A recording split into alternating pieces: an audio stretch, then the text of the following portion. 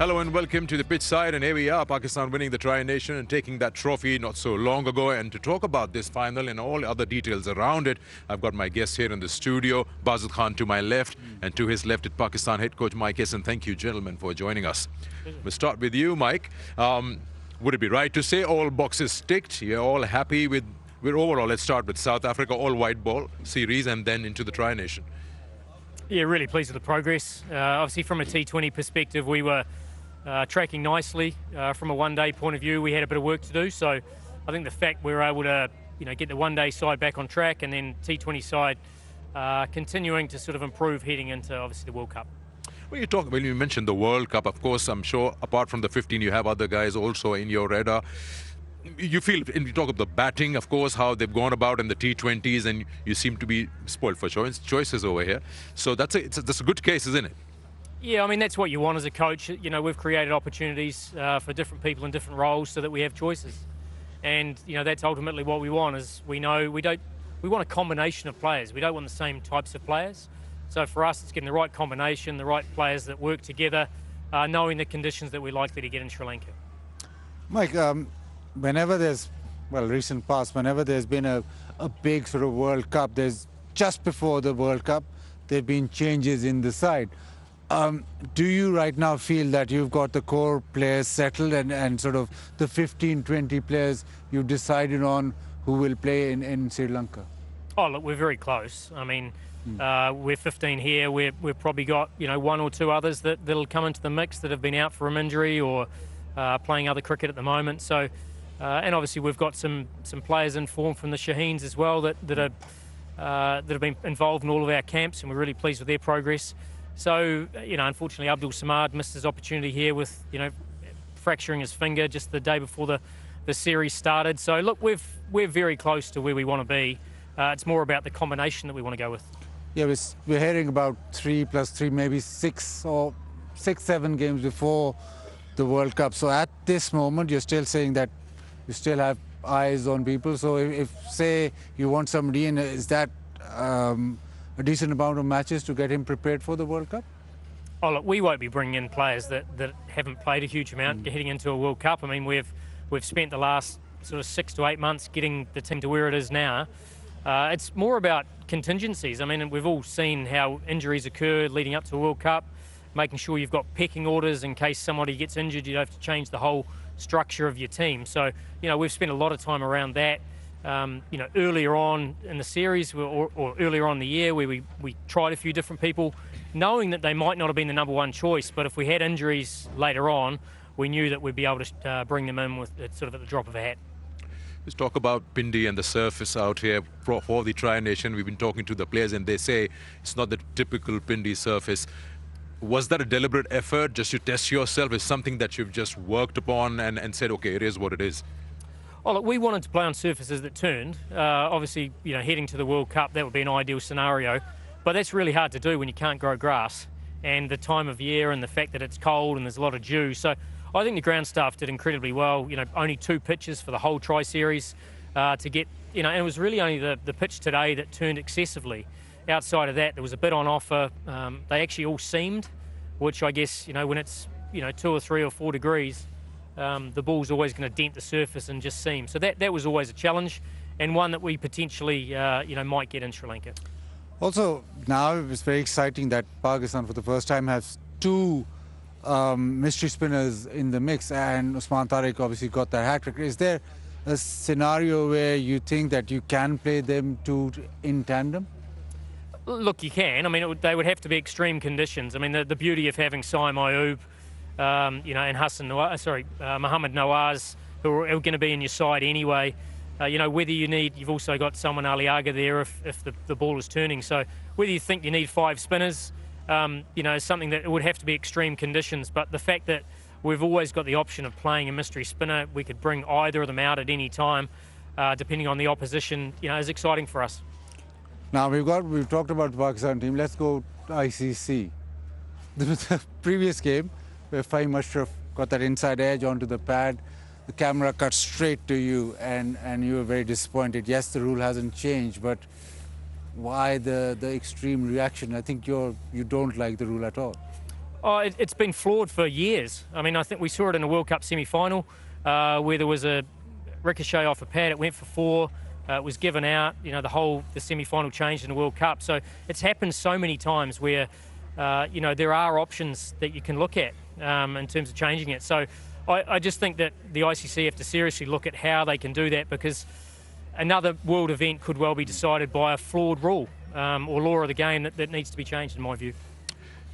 Not probably the place and time for you to decide this, but since you've got to play Sri Lanka and Australia before the World Cup, talking about the batting order and the flexibility that is available to you, there's been chat about Fakhar Zaman batting at 5 and even at 7 in one of the games, and he's somebody who gives you that flexibility, or you feel that he's the best in that position right now for you? Well, we saw his ability to finish. You know, having another left-hander in there who's good against spin is important, and it's a combination of players that you want at certain times. So. You know, we've got with Bubba coming in at 3, it provides an opportunity in the middle. You know, Fakhar brings huge power. He can hit the ball from ball 1. I mean, 7 was more the fact we were looking to provide opportunity for others rather than the fact he's likely to be at 7. So, you know, he's highly experienced and he complements the players around him, which is important. All right, Mike, thank you so much for joining us. Oh, just before we go, I'm slightly disappointed that you're struggling with the weather. Kiwi, you got to do better with that. No, that's not on. No, fair play. No. It's a beautiful place, Islamabad. Well, this is Pindi, obviously, but it's cold. Anyway, congratulations on the Tri-Nation win, and of course, we'll hope to see you in about a month's time again. Thank you. Appreciate it. All right, time for us to take a short break. When we come back, we'll have Russell Arnold joining us, and we'll chat more about Sri Lanka's performance today.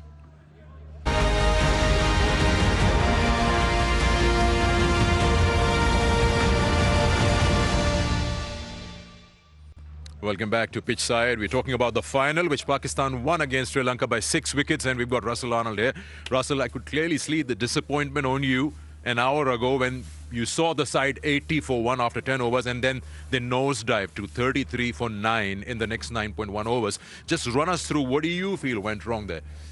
Well, assessing the conditions, playing accordingly. You got to change your goals. That Sri Lanka didn't do. Okay, starting off looking for 170, seeing that pitch, I thought that was a fair call, 160, 170. But at the end of the power play, you felt 180 because the way the ball came on, it was all faster bowlers who bowled. Spin came on from the 7th. By the 10th over, it was quite obvious that the ball's turning. That this pitch, even with the dew, will not get any better, that there will be turn on offer. So you got to now make sure you bring those bowlers into the game. So you grind your way to 160. At that stage, from 81 for 1 at the 10th over, you will anyway get there if you play it smart. But after the break, Sri Lanka went hard. They went as if they still needed 180, 190. And the wickets kept falling. Since they were not working the ball and keeping that scoreboard moving, the pressure built.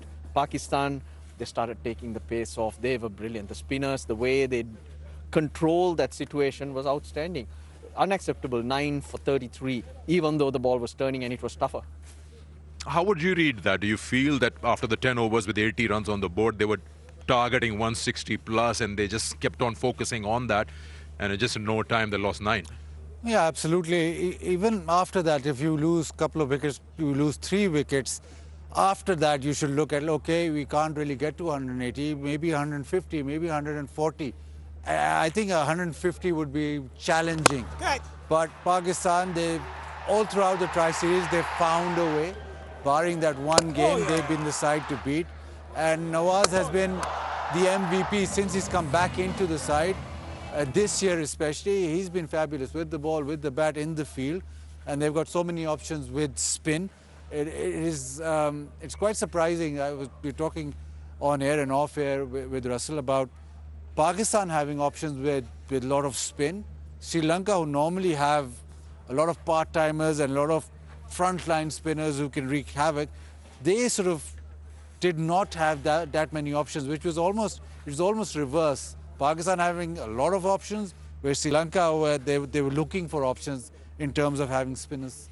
When you speak of that, you feel that Hasaranga needs another partner. Tikshana is there, yes, but recent times has not really been penetrable. He's been really flat for me. The wickets early is one thing, but then again, is he being a threat? Batters are playing him easy. So that's a big miss where Sri Lanka have to now start looking for someone who can fill in there. But in terms of team balance and options that are available for this type of conditions, now you're talking Sri Lanka, but that's where you're going next for the T20 World Cup too. The personnel and options Pakistan have, perfect. But Sri Lanka are struggling in that aspect. They just have the 4 frontline bowlers. Even Shanaka is a bit bits and pieces seamer. And even with the batters, they don't have that quality option. Pawan Ratnayaka might have got 2, but he's never bowled. And he's not an option, really. You can't go into the World Cup thinking he's your all-rounder. So what is your real assessment of today's last 9.5 overs that they batted? I mean, if there was a decision made at halfway mark that let's go after them, and if it didn't work, it seemed like it just became a stampede. They couldn't reverse that. We saw a few moments where you had Sana Jayasuriya trying to point them out to play the spinners off and wait for the seamers. Panic creeps in, and then strange things happen. And when spinners are bowling, game goes very quickly. You look up, because the overs are gone. So it causes issues. But Sikandar, you're talking about what you just saw. I've been seeing this happen time and time again over the last 2-3 years. They got to start playing spinners better, reading what's coming out of the hand, working out ways to maneuver the ball into gaps. Now, when that's not happening, they're trying to power. That's where you fall apart. It's about rhythm, batting rhythm, and it comes with soft hands to put away the loose ball or get your timing right, which carries the ball to the fence. Not total power when the conditions get tougher like this. When you look at Pakistan, and we heard Mike Hesson saying, yes, maybe boxes are being ticked right now, but personally, what do you feel? The road to the World Cup, like every other team, Pakistan still has people on the bench. There was a lot of talk about Hassan Nawaz. Samad, of course, is injured. And then you have other options available. What do you feel? This 11 seems to be your best choice, and there is room for, of course, more injections. Well, like the coach said, I don't think that they've absolutely nailed down everyone right now. They're very close, but they haven't. And the other option here is that the structure of the side is that they want to bat deep. Every time they make the 11, they want to bat deep. So I asked him if both the spinners, the mystery spinners, could play together, and the answer you got was maybe not, because they want all-rounders and they want batting very deep, which is interesting, because the other game which Sri Lanka won, Pakistan lost wickets up front.